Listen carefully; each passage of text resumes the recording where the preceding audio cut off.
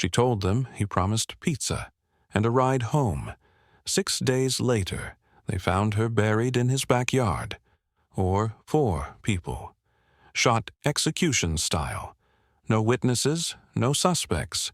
13 years later, he bragged about it. Or she was chained inside a shipping container. For 65 days, no one heard her scream. It began with a sound, soft, rhythmic, almost too faint to notice. Then a thud, metal against metal, and again, followed by a voice, hoarse and dry, gasping for strength. Please, help. A whisper carried through the thick silence of a wooded lot in rural South Carolina. The officers paused, listening. There it was again, the muffled impact, the tremble in that voice. They turned to the shipping container. It stood alone, weather-beaten and silent, as if it had never been touched. 5 locks sealed it shut, rusted at the edges, old but functional. It looked like storage, a place to keep tools or old tires, not a person. When they cut through the locks, the tension in the air thickened. The metal groaned as the door creaked open, revealing darkness and something else. The smell? Damp fabric, dried sweat, rot, and something sharp underneath. Metal. Blood. Urine. The kind of smell that doesn't just sit in the nose, but settles into the lungs. She was there, curled in the far corner, chained by the neck. Her body small against the concrete gray walls. Her hair matted. Her clothes clung to her like another layer of skin. She didn't cry. She didn't scream. She just looked up, blinking at the light for the first time in weeks. That was how they found Kayla Brown. And that was when the nightmare that had stayed hidden for years finally began to unravel. People often imagine evil as loud, angry, impulsive. But Todd Kohlhepp was none of those things. He was careful, polished, quiet. He didn't hunt in the shadows. He smiled in daylight, wore a clean shirt, sold houses. His Facebook was full of dark humor, yes, but nothing to suggest what was buried behind his property line. The container wasn't improvised. It was planned. He'd bought the locks online, left product reviews that joked about hiding bodies. He selected tools not for utility, but for silence, for control. Everything inside was chosen deliberately. A plastic bucket in the corner, a dog bed, chains with anchor points. He didn't lose control. He built it. What makes this case particularly disturbing is the absence of chaos.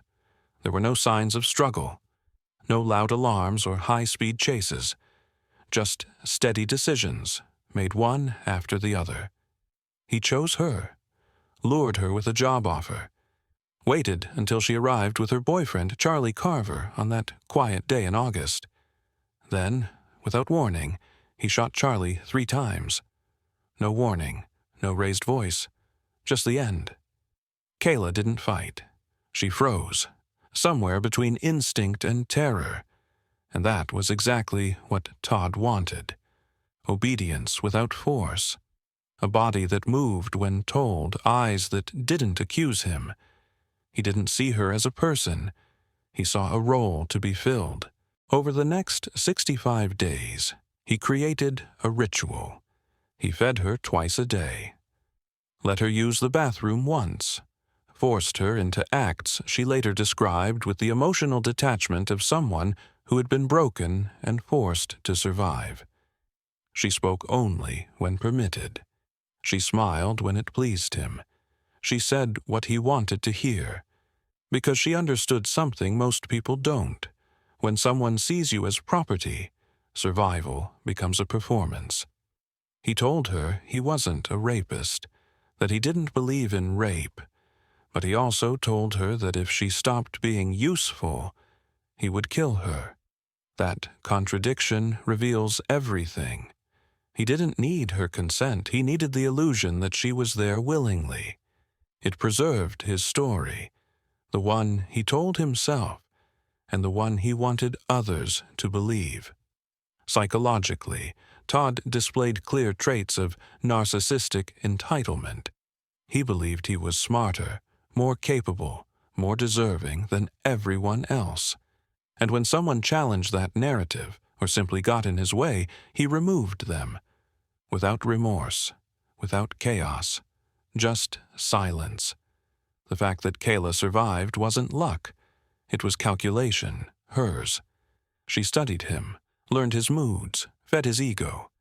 When he wanted to talk, she listened. When he needed control, she gave it. Just enough, not too much, because she knew the only way out was to make him believe she belonged there. And for a while, he did. But every story like this has a crack in it. Todd's mistake was forgetting that even silence can be heard, even steel walls can echo, and even a prisoner can be found. Kayla Brown was chained to a wall, but her mind never stopped searching for light. That's what saved her, and that's what revealed him. There was something unsettling about the way Todd Kohlhepp moved through the world after the killings, as if nothing had happened. He went to work, took client calls, closed deals. He updated his Facebook page with sarcastic jokes, gripes about traffic, and complaints about entitlement. He even posted beneath a missing persons flyer for Kayla and Charlie, as if he, too, were concerned. As if he hadn't buried the truth just a few yards from where he parked his car each day. But behind that controlled exterior, something darker was setting in. Not panic, not fear. Something quieter, something smug. He'd gotten away with it, again. The first time had been over a decade earlier. A triple homicide, 4 if you count the mother, at a motorcycle shop called Superbike Motorsports. November 2003. 4 people shot dead. No witnesses, no fingerprints, no shell casings with traceable prints. He cleared the store in under a minute. That's what he would later brag about. Not the victims, not the blood, just the speed, the efficiency. He had walked in during business hours, calm, unnoticed. He spoke briefly with the staff, asked about a bike. He wanted the mechanic in the back. That's where he started. 2 rounds to the chest, point blank. Then he moved quickly through the building, no hesitation, no wasted movement. He shot each person where they stood. 1 behind the counter, 1 near the door, 1 in the hallway. When they fell, he circled back, shot each of them again, in the head, to make sure. Then he left. He disposed of the weapon piece by piece, scattered across public dumpsters and drainage grates. He didn't look back, and the case went cold for 13 years. To understand how someone lives with that, how they carry it, how they don't shatter under the weight of what they've done, you have to understand how Todd saw the world. It was a game to him, a place where people were either assets or obstacles. He didn't kill out of impulse or rage. He killed because someone annoyed him, because someone made him feel small, because someone said something he couldn't forget. The staff at Superbike, he claimed, had mocked him, laughed at his inability to ride, made offhand comments about the bike he'd bought being already in Florida. He didn't know if they stole it, didn't care. In his mind, they embarrassed him, and that was enough. Enough to plan, enough to return, enough to make the world smaller by 4. When he confessed, years later, it wasn't out of guilt. It was part of a bargain, a calculated move to earn a conversation with his mother, a chance to pass money to someone he claimed to care about. He wasn't sorry. He was satisfied. And yet, in the cold way he described it, listing calibers, trajectories, load weights, there was something else. A hunger, not for violence, for recognition. He wanted them to be impressed. He said he used 2 pairs of gloves when loading the gun, so no prints would survive. He mentioned how he kept track of customer hours to avoid collateral damage. He noted the pattern of the blood spray, the fall of each body. He remembered everything. Psychologically, this isn't uncommon in individuals with obsessive-compulsive or narcissistic traits, especially when blended with antisocial tendencies. The details don't haunt them. They satisfy them. Control is the currency. The more precise the act, the more powerful they feel. But precision doesn't last forever, and control, when stretched too far, begins to fray. That's what happened with Kala. She survived, and her words unraveled everything. When detectives pressed Todd, reminded him of the bodies, the lies, the digital footprints, he didn't break. He leaned back and started telling stories about Arizona, about a shooting when he was 14, about people he claimed to have killed for the government, about girls who wanted collars, cages, and orders. None of it added up. But that didn't matter to him, because in his mind, he wasn't a criminal. He was someone the world had misunderstood, someone clever, capable, always one step ahead. And that, more than anything, is why he kept killing. Not out of need, but because for a while no one was telling him to stop. It's easy to imagine monsters as reckless, chaotic, noisy. But Todd Kohlhepp wasn't like that. His violence didn't come with warning signs. It unfolded slowly, methodically, quiet as breath. After Kala was found, the police began peeling back layers of his life. Beneath the clean shirts and well-manicured lawn, there was something else, something carefully hidden. On his property, near the back edge of the woods, they uncovered 2 more bodies, buried side by side beneath a thin crust of earth. A young couple. Their names were Johnny Coxey and Megan McCraw Coxey. At first, no one understood why they were there. Their disappearances hadn't made national headlines. They had no powerful connections, just a few concerned relatives, a few brief reports. Todd said they'd come to him looking for work, that they'd needed money, that he'd wanted to help. He told the story the same way he told everything else, measured, cold, matter of fact. He said Johnny pulled a knife. That was the moment he claimed everything changed. He described it like an ambush, a betrayal, as if their deaths were self-defense. But when investigators pressed, when they asked why Megan had been kept alive for 6 days before being shot in the head on Christmas morning, there was no answer. Only that familiar pause, that slight smirk at the corner of his mouth, the silence between one lie and the next. Megan wasn't kept alive for mercy. She was kept because he could. It followed the same pattern. Isolation, control, chains, obedience. He told her he wouldn't hurt her if she behaved. He gave her food, water, cigarettes, talked about taking her north, letting her start over. She didn't fight back. She tried to adapt, to survive. But it didn't matter. The moment she stopped being useful, she stopped being alive. It's something I've seen in other cases, too.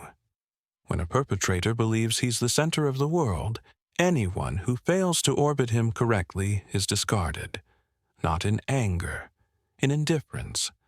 Like breaking a toy that no longer works. There's no rage, no remorse. Just the shifting of dirt, the closing of a door, the wiping of hands. What sets Todd apart is how clearly he explained himself. He didn't stumble. He didn't weep. He remembered everything. From the weight of the gun to the brand of pizza he bought for Megan. From the number of steps between the garage and the container to how many bolts he tightened each morning. He wasn't hiding what he'd done. He was preserving it, cataloging it. There's a part of his mind, a private archive, where every kill lives, carefully labeled and filed away. Not because he regrets them, because they belong to him. What frightens me most is not just what he did, but how many times it could have happened again. If Kayla hadn't screamed, if her handcuffs hadn't clinked loud enough to catch a deputy's ear, if the cell tower hadn't pinged on the edge of his property, if chance had looked the other way even once more, how many more would there be? Todd said the land was supposed to be a sanctuary, a place to escape the noise of the world. But in the stillness he created, only one voice remained, his. And when no one else is allowed to speak, the lies start to sound like truth. Sometimes the most disturbing truths don't come from what's said, but from how it's said. When Todd Kohlhepp described killing Megan McCraw-Coxey, he didn't raise his voice. He didn't look away. He simply explained in flat, clinical terms how her behavior had become unmanageable, how she had gone from calm to erratic, how she had tried to light his building on fire. He talked about it like a landlord complaining about a tenant, a mild inconvenience, a temporary problem he eventually solved with a bullet to the back of her head. He said she had been happy at first, thankful, that she believed he would let her go, that she smiled, and for 2 days he fed that hope. He gave her fast food, bought her cigarettes, listened to her talk about starting over. She wanted to go to Tennessee, he said. She thought she would. Maybe he did too, for a moment. But it changed. Something in her shifted, or maybe something in him. She stopped being silent enough, stopped being small enough. She became real again. And for men like Todd, that's when the danger starts. The illusion breaks, and what's left is no longer something they can control. He walked her outside. He didn't yell. He didn't threaten. He just pulled the trigger. One shot, quick, efficient. He didn't remember what she said last. Or maybe he just didn't care to. Afterward, he buried her near her husband. He used his tractor, covered the grave with red clay and pine straw. There was no ceremony, no marker, just more quiet. This pattern, this cycle of control, discard, and concealment is something I've studied before. It's not driven by impulse. It's about maintaining a narrative. In Todd's case, he needed the people around him to believe he was competent, calm, generous, successful. Every kill was a correction, a violent erasure of anything that disrupted that version of himself. When investigators searched his property, they didn't just find graves. They found weapons, silencers, ammunition, tactical gear, chains, restraints, all carefully stored, maintained. He wasn't improvising. He was preparing. That's what makes cases like his so terrifying. Not just the cruelty, but the patience. He lived for years with a double life, and no one knew. He paid taxes, made jokes, brought lunch to co-workers. But beneath it all, something darker pulsed quietly, waiting. When asked why he did it, he rarely gave answers. Just observations, vague stories, deflections. But every now and then the truth would flicker through. A sentence, a grin, a reference to how easy it had been, how foolish his victims were, how no one listened when they should have. In those moments, it was clear. He never thought he'd be caught. Not really. He believed he was too careful, too smart, too clean. But people like Todd always leave something behind. A footprint, a message, a mistake. Sometimes it's small.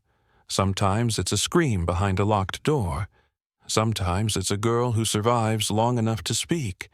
And when that silence is finally broken, the truth comes pouring out, cold, unforgiving, real. It's not just the story of a killer. It's the story of the world that let him hide. There's something particularly haunting about the way a story folds in on itself. How a single thread, once tugged, unravels years of silence. After Todd Kohlhepp's arrest, after Kala was freed and the bodies began to surface, the investigators thought they'd seen the worst of it. But that wasn't the end. In many ways, it was only the beginning. Because buried under the fresh horror of the container, the murders, the confessions, was a case long forgotten. A quiet tragedy left unsolved for more than a decade. November 6, 2003. A motorcycle shop in Spartanburg, South Carolina. Mid-afternoon. 4 people dead. Each one shot, execution style, inside their own workplace. The scene was clinical, efficient.